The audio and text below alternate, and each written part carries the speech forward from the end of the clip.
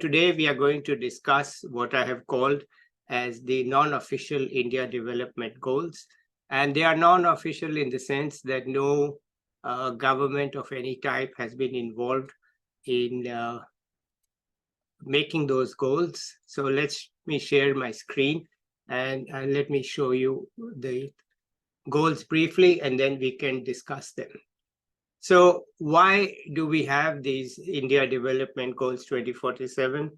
I think they are particularly of interest to young people who will be around to celebrate 2047, 100 years, a century. The older generation, people like me, it's not clear whether we'll be around, and if we are around, what we will be doing. So the older generation tends to talk of 2047, but they are really not with the same intensity and as young people, because the politicians are thinking of the next 5 years or the next 3 years of the election. The senior officials are thinking of their retirement and so on. So it's really the younger generation. And so this is really for the younger generation to keep track of how the country is going and to discuss this so that we understand what we are in for. Okay. So that's the objective. Right now, we are just talking about the goals. And once we have the goals agreed to in some sense, consensus, I will begin to think about implementation. And to think about implementation, what I will do is that right now we have 3 goals and 10 sub-goals, meaning 2-digit goals. So we need to move to 3-digit goals soon. Okay, so sub-goal, because then you can begin to think about how you will implement that sub-goal. So that's the idea, that we move to sub-goals. And if you have any ideas yourself as to what the sub-goal could be, or even to 4 digits, up to 4 digits. So we could have 25 or so 3-digit goals and maybe 50 to 64-digit goals. So that way, you know exactly, okay, fine, this is the detail, because implementation in a huge country like India has to be by very detailed things. A small country, it's not necessary, but here it is important. So broadly speaking, what are the 3 goals?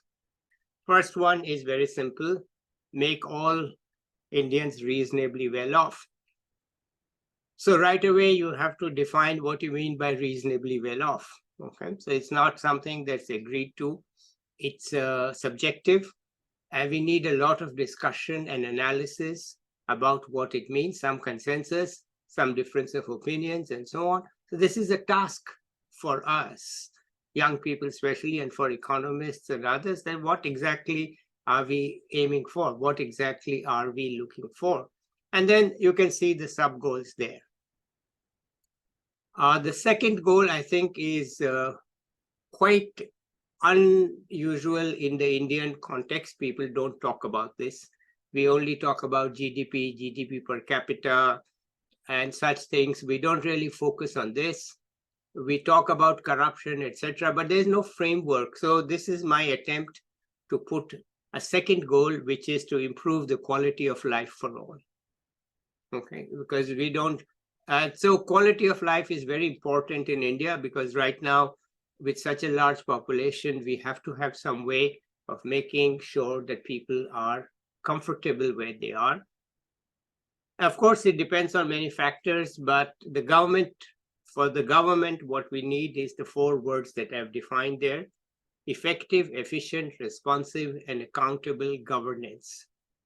And at all levels, so we have the union government, the state governments, the municipalities, and in the villages, the Panchayati Raj institutions, and the district government. So really, 3 are constitutional, but the district authorities and the municipal authorities in the city, they're not constitutional, but they can provide us with governance, and you can see the 2 sub-goals.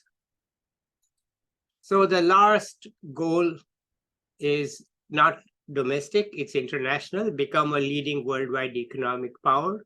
That's something that some people have said to me, Subodh, how is this economic? I said, well, it may not be economic, but it's something that the young people all aspire to.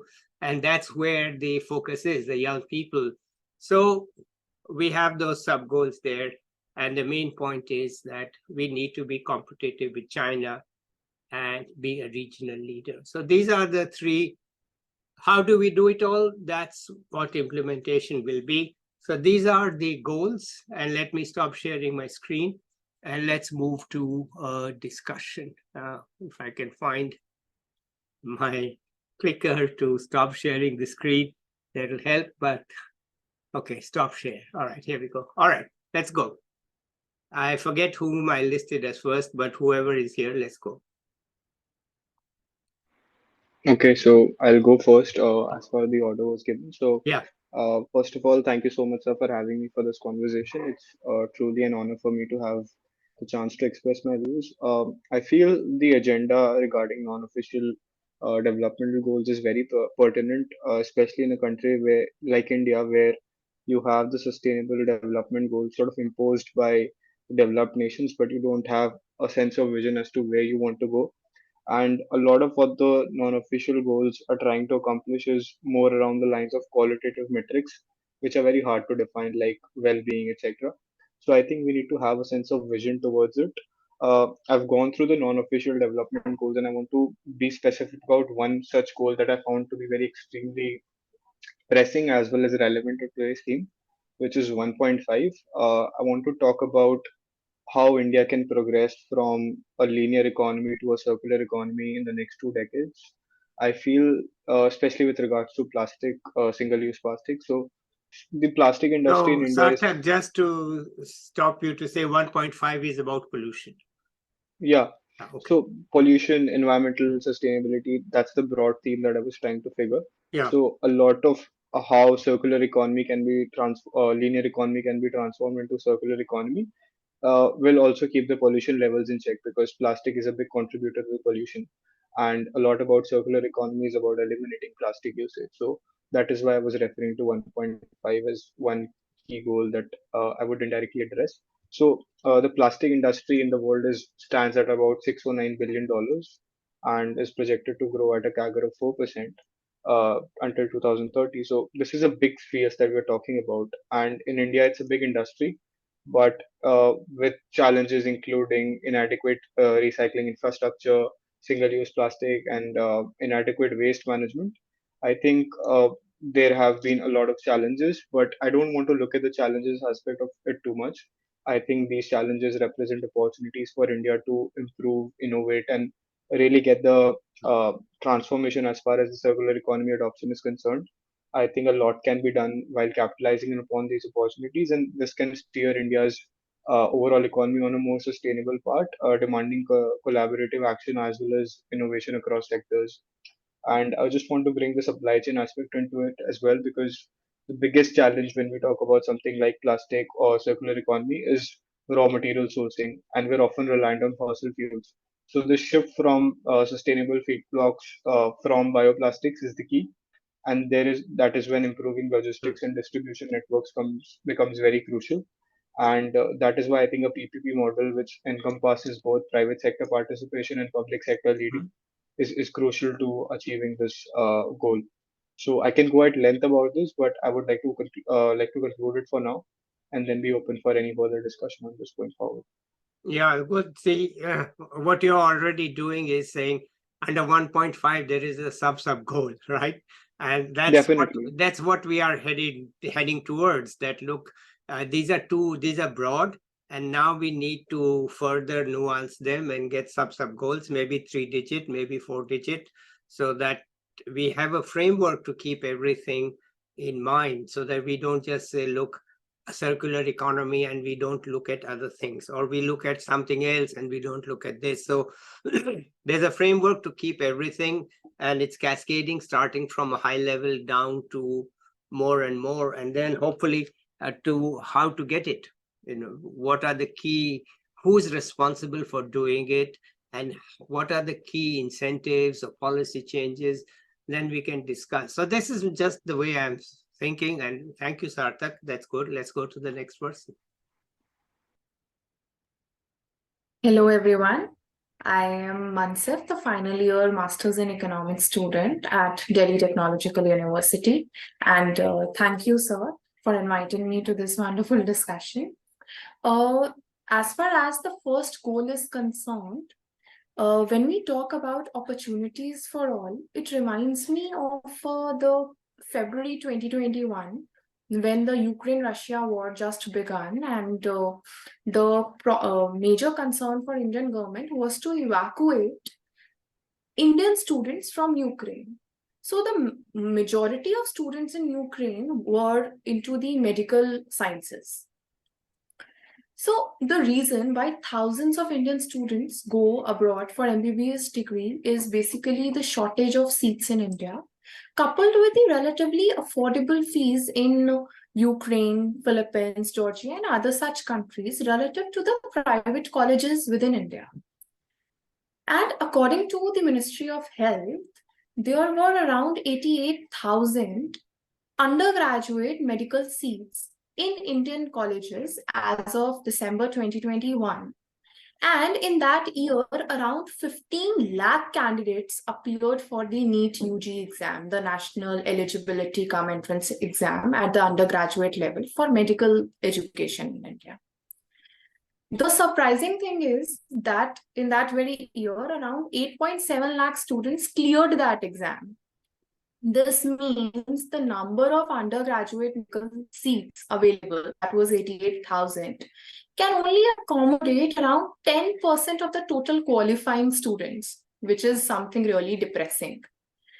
Along with this, I also wanted to put light on the fact that there are around, out of these 88,000 medical undergraduate seats available in India, 43,000 seats are available in around 280 government colleges, and 41,000 seats are available in private colleges, which means that only about half of the already meager seats are there in the affordable government colleges. Scanty and inadequate seats in the medical education become a reason for brain drain, which emphasizes on the fact that lack of opportunities leads to human capital flight. And medical education is just one area. There are many such areas where the concern is really depressing. And I believe that individuals find suitable employment opportunities in their field of expertise are not there within India. And the scarcity of high-paying jobs coupled with fierce competition also prompt talented individuals to explore options abroad, where there might be a higher demand for their skills. Apart from this, I would also like to say that the lack of the state-of-the-art research and innovation in infrastructure in certain fields can also be a factor driving brain drain. Scientists, researchers, and academicians also seek environments that foster innovation and provide better facilities for their work. So I think that lack of opportunities in India is leading to human capital flight. So it is very important for us to have variety of opportunities, and the opportunities should be equally available for all of the people. And coming on to the goal of quality of life for all. So when we talk about for all, our primary focus should be upon the gender parity or disparity that prevails in India, especially the presence of women at the international, at the leadership positions is really low even today. I think that none of the 25 RBI governors so far has been a woman. And out of the 64 deputy RBI governors, only 3 have been women. Which means that women's representation at the leadership roles is really minimal in India. And as is rightly pointed out by Poonam Gupta, the present Director General at the NCAER, that there is a need to redesign and redesignate the Ministry of Child and Women Development in India. And there is also a need to have a separate Ministry of Gender Parity, which aims at encouraging women-led development so that women reach the positions of leadership really soon, And the more women leaders India will have, the higher level of significance to the challenges faced by women and young girls in regard to their social and economic lives will it'll get much more recognition. Apart from this, I would like to say that providing girls with a job-assured education will automatically improve many development indices, including nutrition. It will also break the vicious circle of early marriage leading to poor maternal and child health.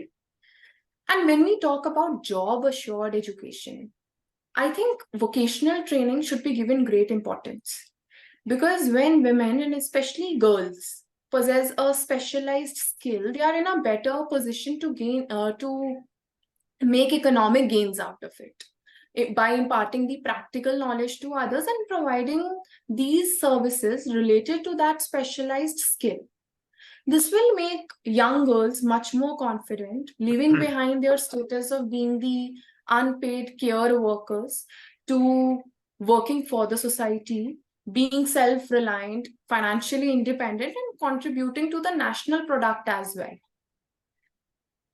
And as far as the third goal is concerned, I think the recent G20 summit that happened in New Delhi, it witnessed the launch of a 20 billion India, Middle East, Europe corridor, which is an ambitious multi-pronged network aiming to connect goods and services between Europe and Asia via the Middle East, more sustainably and more efficiently.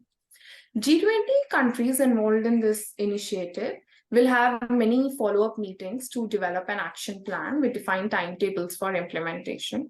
I think the G20-backed corridor seeks to constitute a geopolitical counterweight to China, and because it comes as an alternative to China's Intercontinental Belt and Road Initiative. I think that IMEC, this India, Middle East, Europe corridor, represents an expansion of the US and India-led Partnership for Global Infrastructure and Investment, PGII, which tries to spearhead India's assertive leadership on the global stage. India could also leverage this IMEC to enhance its transit hub role, such as by facilitating streamlined trade from Southeast to the Southeast Asia to the Middle East and the Europe. Along with this, during the summit, the National Gallery for Modern Art in Delhi hosted an exhibition which was titled Roots and Routes for the Spouses of the Delegates who came to India during the summit. This exhibition showcased India's textiles, the decorative items, artifacts, offering a glimpse into the rich tapestry of Indian culture.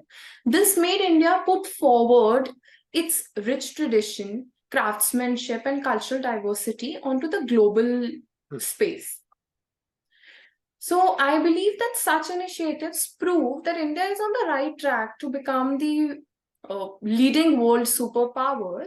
And such initiatives are something we should strive to continually push forward so as to become a worldwide economic superpower and utilize international markets to give a boost to our domestic manufacturers and domestic producers. So I just want to conclude by saying that as India strides towards global leadership, fostering gender parity, investing in education and skill-oriented education, skill development, and actively participating in international collaborations like this IMEC corridor. These initiatives will not only bolster our standing on the global world, the world stage, but also pave the way for a more inclusive, innovative, and economically empowered nation. This requires a commitment towards progress, ensuring that every citizen, irrespective of their gender or background, contributes to and benefits from India's ascent on the global frontier. Thank you. Well, thank you, Mansift. I have a question for you. It's my time to ask questions rather than answer questions. What kind of a skill development for girls do you have in mind? When you said vocational education for girls, do you have anything specific in mind, or it's a general statement? I think especially these when it comes to vocational, when it comes to learning a particular music instrument and pottery, as well as that learning some special kinds of sewing tasks, because there are certain kind of embroidery works which are popular in certain cities of India.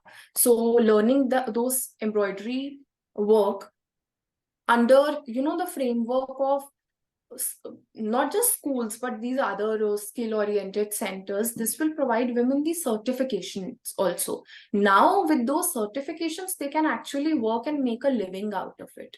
So especially the embroidery work, pottery work, and when women get to learn some musical instruments at the local level also, so they can also impart that knowledge to others. So I think that will be an easier way to make women earn a living at the local level, even if they aren't educated and they don't reach the tertiary level of education. But by just these small efforts and by learning these skills, these specialized skills, they can be financially independent. Okay, thank you. Let's have the Ruparna next. Okay. Hello, sir. Hello, everyone. I'm Ruparna. I'm also a master's student in economics, and I'm from IFT. And I'd like to discuss a few points. Firstly, the first NIDG was to make Indians reasonably well off. So it's I think shameful that we are a $4 trillion economy right now, and still we are no way like even close to the developed nations in terms of actual development, in terms of say the incomes of the very poor strata of the society. And I think to make advancement and to reap the benefits of the demographic dividend, because right now India is a demographically young country, which means that most of our population is young. And as the workforce as the youth hits the workforce, say near 2026, we're going to have a lot of problem if there's not if enough jobs are not created, if healthcare is not reasonably advanced by that stage, and if we do not develop health centers say around all cities, all tier 1, tier 2 and tier 3 cities and villages, and also if we don't improve access to quality education, not just education but quality education, which will develop skill sets as pointed out by Mansift. I would also like to add that not only girls, but there are so many agricultural sector people like farmers who are still stuck with technology of like backward technology, and automation has reached agricultural sector in India, but not to the point where we would be proud of having such a huge agricultural market in India. And so to capitalize that agricultural potential, I think automation is required. For automation we usually rely on China, because we rely on technology imported from China, from because cheap technology is something that we are unable to produce at par with China even now, even though we are like neighbors, and also we're almost at par with China in terms of other things, but not in terms of quality things like education. Chinese people are still way ahead of us in terms of education. And also, India still lags behind in production of chips, which is something where India should not lag behind, because we have the manufacturing setup that is required to produce mass chips and cater to the needs of MNCs. We are doing that. We're slowly, with the help of say initiatives by Apple, Google, etc., and other MNCs, and also with government investment in these sectors, we are going there. But still, China is way ahead of us in terms of technology. We are the most populous nation in the world right now, and we have so much availability of labor, which we're not capitalizing to the extent to which we should. And if we had done that, then maybe we would have become very powerful, way more powerful than we are right now. And just figures in terms of GDP does not make any sense, because the economy of India is so huge, and $4 trillion is just a number. And what actually matters is how people are actually behaving in jobs, how people are actually how people are actually faring in jobs, or what difficulties they're facing. Even the youth population right now, most of them, there's a saturation of engineers, for example. That is something that should be highlighted. I thought about highlighting this because there's a saturation in that field. We are outsourcing technology even now. We're not using it. It's not inward. The growth, whatever growth we are having in terms of services sector, which is the dominant sector right now, whatever growth we're having, it's outward bound, not inward. So we're not channelizing our potential inside the country. We're just using it to cater to the needs of developed nations like USA and UK. So that is something that I think should be stopped by investment, because and I would like to highlight another point, that is subsidies. I think Sir had mentioned in Sir's PPT about subsidy Raj, and that is, I think, a huge problem in India right now, because firstly, in a very economical, like in a very, as an economic student, I would like to say that subsidies are very uneconomical, because they lead to a reduction in productivity. They lead to a loss in incentive to work. So if you're just giving something away when somebody should have worked for it, that's not the way things should be done. And also, they should be targeted properly. They're not being targeted properly. There should be a proper decentralization in terms of subsidies, which is not something that we're seeing right now in the current geopolitical scenario. And again, another thing that I would like to highlight is that we have fiscal federalism here, yes, but I don't think it's working, because a lot of the funds which are supposed to be given to crucial sectors are not getting properly distributed. And allocation of public goods is something that we should focus on at this point, because government investment is so crucial to the sectors, because we are growing right now. We're on the growth path. And if 6.25% is a growth rate that is sufficient, it's not sufficient.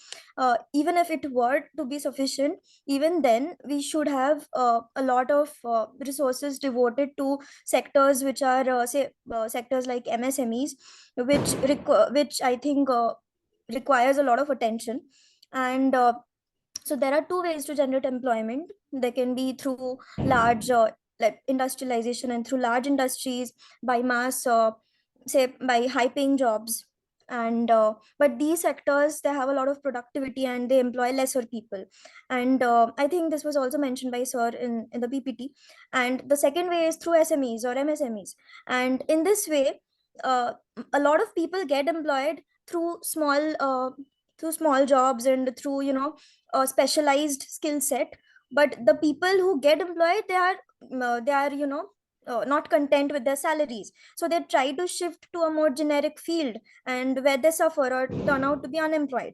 So I think this is a problem that should be solved all through the chain. And I think that funds and allocation of funds, firstly investment, proper allocation of funds, these things are crucial right now at this stage, because we are on the way to hit the demographic dividend. And if you don't do it right now, then by 2026 to 2040, we'll have lost our chance to reap the most out of the dividend. So that's it. Thank you. Well, thank you, Ruparna. I just want to pick up on the subsidy issue, because the textbooks don't teach subsidies. Yes. We teach fiscal policy, in which we talk about taxes, and the assumption is the subsidy is just a tax with a minus sign in front of it. So why should we really focus on subsidies? But in India, the analysis of subsidies is critical. Where exactly do the subsidies help, and where they don't help, where they are needed, they are targeted. I hope that young people will keep this in mind, and not just you. I mean, you are not all going to be researchers and professors, but those who are looking at this will actually look at it more carefully and say, look, this is the kind of subsidy that is helpful, and this is the kind of subsidy that is wasteful. I mean, for example, we know that midday lunch in schools is a good idea. It really works. You don't want to deprive those children of that midday lunch, because they actually don't get enough to eat at home. Okay, and they can't possibly study. If they are hungry throughout the day, they cannot study. So midday meals, nobody fights that idea, and it is subsidized because you are just, and we have Akshay Patra, which is producing I don't know how many lakhs of meals per day and distributing it, and nobody says that that's a great thing, a bad thing. Everybody says yes, this is great that we can actually produce fresh meals and distribute them in a way to schools, and this works. So we need to understand which is the subsidy that is actually helpful and is targeted to the right people, and which is the subsidy that just seems to be a total waste, and yet it is politically attractive, and so it's going on. So we don't have such reports, we don't have such analysis. So just as reasonably well off, we don't have any clear definition, we don't have an understanding, it's subjective. In subsidies, it is more technical, but it's political and social. We have to come to grips with it because subsidies are increasing in India, and we do have well, we are joined by Professor Kaicker. Thank you for joining, though it's a bit late, but we are most welcome to be here. The other three have had a chance to talk So about. I've been here. I've just kept my video off. So I've been here and listening to everybody. I just Okay, kept my great. video So off wonderful that because you we're are having here. a lot of network All issue right, here. fine. All right, good. So let me stop talking and let me give you the floor. So I think I'm sorry if my video was off. It seems that the entire area is watching the World Cup finals, Yes, of because of course. which we're I'm facing a sorry. lot of streaming issues today. It's impossible to schedule anything without some conflict. Okay. So go ahead, please. Right. All right. So it was wonderful listening to everybody. And of course, going through the presentation on NIDGs. So I think I feel that the first one, which is, if we look at your presentation where you talk about your first NIDG, which is make all Indians reasonably well off.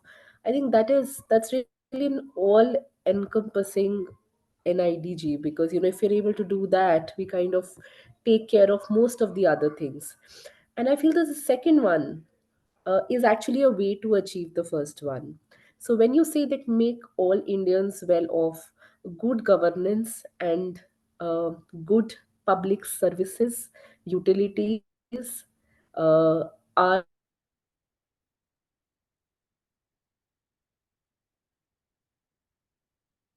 Okay, we seem to be frozen.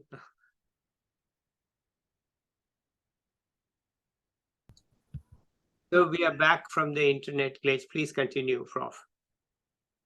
So you're talking about the second goal, how it is built into the first one.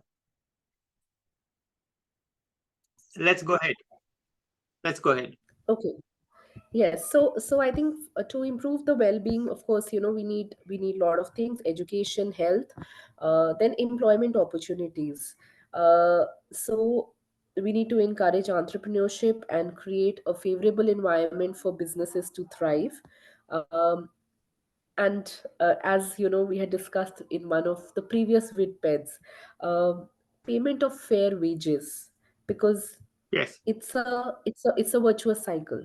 So you pay fair wages, you create demand, and you can make everybody better off. And it's not about and also addressing gender gaps when it comes to paying fair wages. And I want to really emphasize on that, because there were your questions to the other speakers were around, they touched upon the gender aspect. So how does equal pay and gender pay gap differ? There's a difference between the two.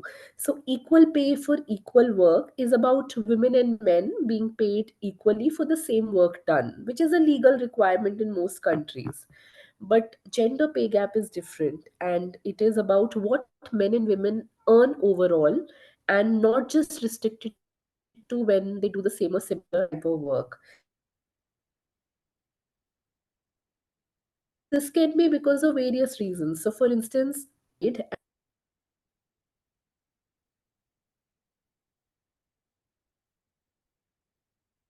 pay gaps. Secondly, there could be gender that women and men are suited to play, which affects career choices. Then it is also into the care responsibility, which falls mainly on the women, and a lack of support from employers and governments for combining care work with paid work, which often means that women work less or do less overtime than when compared to men. And it could also be because of the environment being hostile to women. So there are various reasons. Now, to address this, uh, the employers have an important role to play, but there are institutional aspects, then there are economy and social aspects, and there are also international aspects. And which is why I feel that we want to address this issue to make people better off, which is the first NIDG. We need the second and the third. So the second, good governance,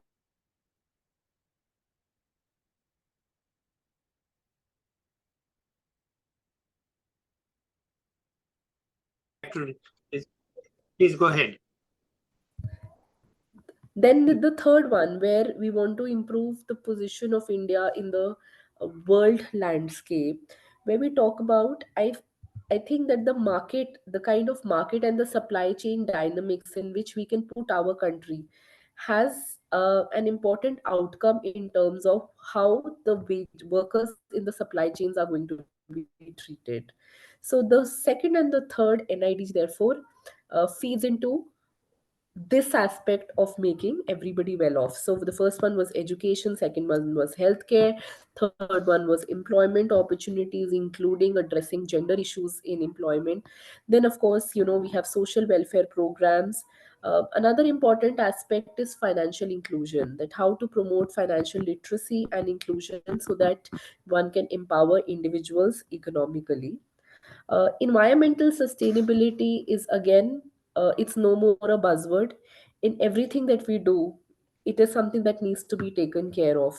So if we want to make the population well off in the next 30 years, the means and the ways that we adopt have to be environmentally sustainable, and it requires good governance, which is the second NIDG. Strengthen our institutions, promote transparency and accountability in governance, and streamline bureaucratic processes and reduce corruption. So I'm going to make it, I'm going to keep this very brief. I think overall, of course, we can touch upon these public goods, education, health, infrastructure, etc. But underlying this, sustainability and digital adoption are very, very crucial, so that we are all on our paths together to meet these. Okay, thank you. Of course, the three goals are interrelated and you cannot separate them out. But I decided to write them separately so as we can say that they are interrelated, but when it comes to implementation, then the whole idea is to try to go down to 3-digit and Absolutely. 4-digit goals, and then we can focus separately on each part, knowing that they are interconnected and keeping the Right. interconnections. So, like as you said, for example, take the financial sector. The sector is not a goal by itself. It's a Right. means to achieving the goal. So then we can see that if the financial sector is improved, which goals does it feed into? Right? That's the Right. point that it feeds. And when you talk about gender parity, then you can see which goals does it feed into, right? Right. So we try to separate, at least I am thinking that we need to have the goals and then we need to have the ways to implement them. And Right. quite a bit of but I'm glad that you have focused on gender parity, because this remains where when you say for all, the hint is there that it is for, and in the explicit sub goals, sub goals, that will come out that look, Yeah. all means all. All doesn't mean, and Yeah. when we talk about, when I wrote equality of opportunity, that equality of opportunity then is to provide health and education to young people, for sure, Right. and also to eliminate discrimination, Right. because that by discrimination on based on traditional identity, what I just call as traditional identity, meaning gender, caste, religion, tribal status, whatever, discrimination based on that does not provide equal opportunity. So for me, equality of opportunity is like an umbrella under which I can put many different things. Okay, looks like today was a wrong day to have, because everybody is watching cricket. Anyway, that's my response, and let's hear from others as to any response they have. It's time for open discussion. Anybody wants to say anything, we can have that now. Everybody switched off the video, but I think they're all listening. So let's hear it.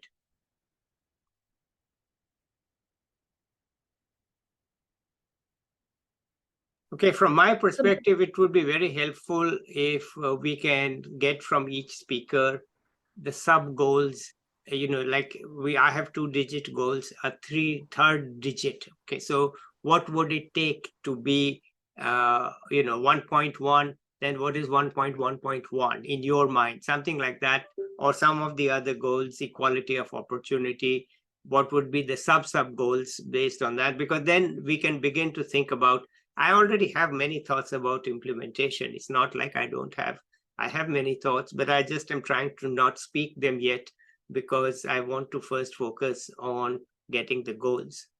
Okay, Sathak, you have something to add? Just a small concluding thought on the overall discussion. I think, as I said, the idea of having non-official developmental goals is great because it encompasses more qualitative features, and a lot of what the SDGs are, etc., have been imposed on us by the West. So having a sense of vision around how we want to be qualitatively makes sense. I just want to reinstate the idea of the circular economy that I was talking about initially. So I think it's important to understand that pursuing development is not equal to unjust resource consumption. I've been working a lot on this space, and I know for a fact that the Earth does not have infinite regenerative capacity. So having the idea in mind about 1.5, which is about pollution control, and having certain metrics as to how we can identify circular economy transformation would be the key for improving the economy of tomorrow.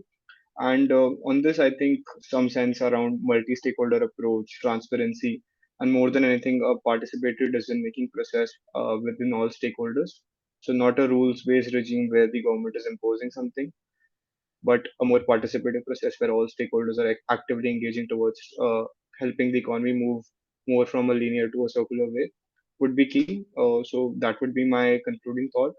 And thank you so much. I think I've loved listening to all other speakers as well, and I've gained a lot from this conversation. And looking forward to many such more conversations. Sarthak, could you just send me, since you're so passionate about it, could you just write up 2 paragraphs and send it to me so that I have Regarding what you just said about circular economy and all your points, so that I just don't have to remember everything. At my age now, I must confess sure, that a few years ago, I realized that for the first time in my life, I couldn't remember where exactly I had parked my car. And that was a shock because I used to never forget anything. And suddenly one day I said, hey, where's my car? Did somebody steal it? And then I realized that actually, no, I hadn't parked it there. I had parked it in another place. And so at my age, memory is not an asset anymore, right? Things have to be written down. And it's easier for me if I get your comments in writing rather than to say I remembered everything that Sarthak said, because it's sure. just, you have to recognize your own limitations at age. I do worry that I don't remember. I mean, I used to never take notes in any meeting. People would say, how come you never take any notes? I said, because I remember. I listen and I remember, and why the hell should I take notes? But now the age has caught up, and so it is a bit challenging to remember everything. So let's get that from you. Okay, anyone Sure. else? I totally understand that. Anybody Sure. else wants to add I would something? so yeah. So I would like to like emphasize a few points. Yeah, Firstly, you said that you want sub goals, right? So yeah, I have a few points in mind. I'd like to highlight them. Firstly, the first NIDG to make all Indians reasonably well off, to create millions of jobs for people. I think one matching skill set is very important, because there's a mismatch between skills like wanted by employers and what people possess. So yeah, like building on skill set is important. Secondly, I think to create millions of jobs, it's very important to maintain a very good rapport with companies and to have a very conducive business environment, which we don't have. Also, we should facilitate startups, because startups are the way to go forward. And at every point, I think developed nations have had startups, a surge in startups, and that has driven a lot of growth, right? So that is something that I think should be done. Again, to improve quality of life, I think the main point of quality of life is access to proper things, right? Access to primary health care, access to safe drinking water, access to quality education. So to improve access, I think we should have people from ground zero looking at things, not just somebody from the government dictating that okay, this should be done and this should be done. I think we should employ people who are from those backgrounds, and we should uh, keep them as leaders. And because they understand what people of their sections, of what people of their environment or ambience are going through. And I think they understand their problems the best. And for example, if you consider our situations, so as a student, I understand the students problems best, right? So I think we should do that.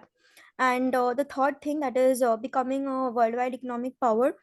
I think that we don't have capital account convertibility right now. We don't have full capital account convertibility, which is, I think, something that is, holding us back. And we do have full current account convertibility, but we are lacking on the capital account front, which is, significantly holding us back, I feel. And secondly, to be competitive enough with China, I think we should properly work on keeping our youth, especially the services industry youth, in India, and not letting them, go away to other places like the USA, where they get, lucrative job opportunities. We should keep them grounded, or we should keep them here with, uh, like similar lucrative job opportunities here, so that their energy can be focused here, so that we can get the services led growth in the country itself. And making rupee the international currency, yes, I think that that's very important, especially the current trends in de-dollarization. People are protesting about dollar being used everywhere. And I think this is the this is the main area where rupee should step in. Yes, maybe we're not ready yet, but we should be ready in the next 5 years, and we should be made ready by the governments, or whoever, whoever is in charge, so that we can take uh, our international standards should be high, and we should have some international power, which should be there, which we will get if rupee is made an international currency. So yes, that is what I think. I'm not sure if I gave you the sub goals, or they No, were no, just it's my okay. feeling. Look, that's just a request. But the main point Yeah. is to hear what the young people think. Okay, I'm very keen to listen and not to talk all the time. So the main goal is to listen to what you have to say and to give you a framework which I think is useful to think about the future. So really, all your comments are very useful and important. Sub goals are my responsibility. It's not anybody. I'm not shirking my responsibility. I will create them, but I just want to hear. We don't have an interactive process, unfortunately, and especially with the young people. And when you talk of 2047, the young people are critical, and yet all these goals are made at the top without involving young people's opinions and giving them a stake in the process. So since I have no official authority of any kind, I'm quite able to say, okay, let's hear what you have to say. And I'm glad to hear it. Okay. Well, so thank you, Ruparna. It's very good. Anybody else has something to say? I just want to add one point before anything else, that, I sense something which I also think that the time has come for India to say that good is not good enough. we are doing good. Okay, we can say 6.5% fastest growing economy in the world, 4 trillion GDP. What more do you want? Well, good is not good enough.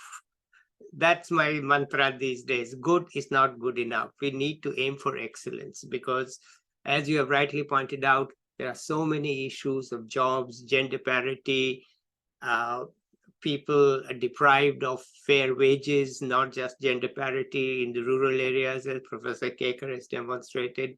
So all these issues are there, and good is not good enough. This is something that my main. I also sense this from people saying that, yeah, fine, 4 trillion GDP is just a number. What that means, what you're saying is good is not good enough. Yes, we can talk about all these things. We can say we have sent a thing to the moon, and yes, we have, and it's a great achievement. But we are still dependent on China for so many important technical things.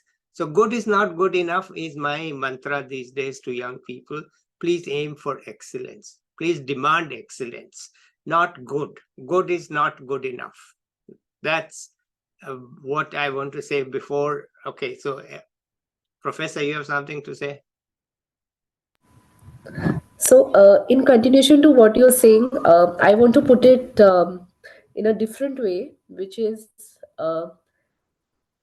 let's not just get excited by one number that we see, because there's a lot behind that number. So, that average itself is not very it really doesn't show us the true picture. So that one number may be very exciting to read, but behind that number is a huge inequality which is hidden, an inequality not just on the basis of income but on the basis of many other marginalities, be it caste, be it region, be it location, rural urban, be it gender. And therefore one needs to really see the true picture at the ground level. And therefore good is not good enough. That number which appears to be very good is not good enough, because uh, it may be good for some, but it is actually not good enough for many. Yes.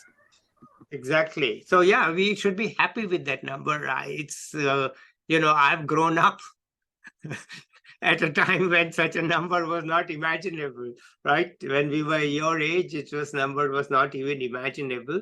So it's a great source of happiness to be here at a time when we have this. But we need to recognize that we have many things to cover. And that's the idea of these goals, is to give a framework. Okay, let me stop talking and let the discussant speak. Okay, sorry to talk so much. Okay, let's go ahead.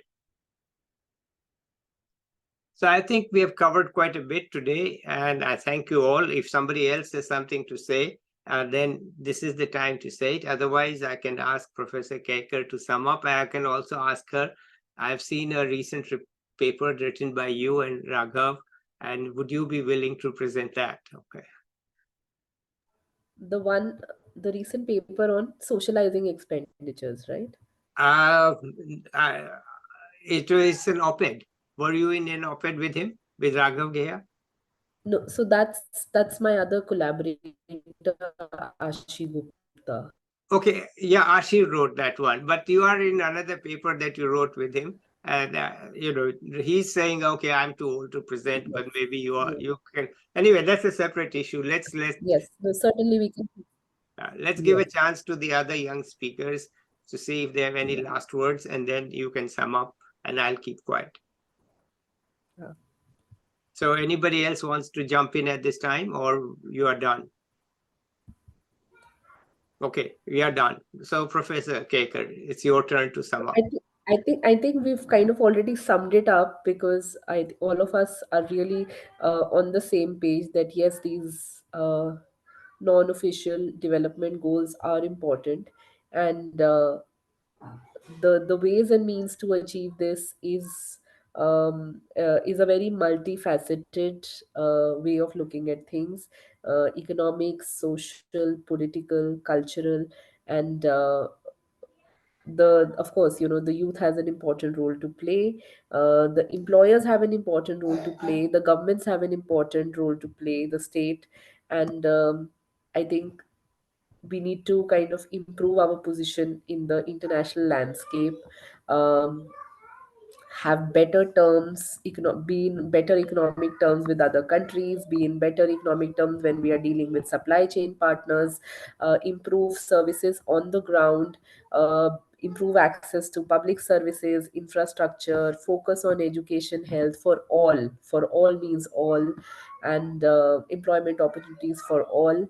And I think that is the way where we can make everybody better off. And I think that's the mantra, that good is not good enough, and we need to aim for excellence. So, make everybody better off. And I think that your first goal, where we say make everybody better off, is a very exciting one. And if we all follow that, we see, light at the end of the tunnel.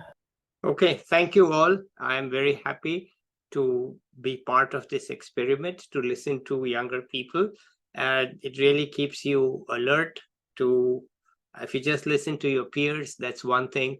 But I'm trying not to listen to my peers so much as to listen to the young people, especially in this, because none of us have a stake in 2047, because we aren't going to be around, at least not in the same way that you will be celebrating. And so I'm trying to shift the focus to young people to say, listen, these are goals for you to keep account of the future. And thank you all. Okay, we'll see you again at some point. Let's end it here today. And I will process it and send it out the link to you soon. Okay, bye-bye, everybody. And thank you all.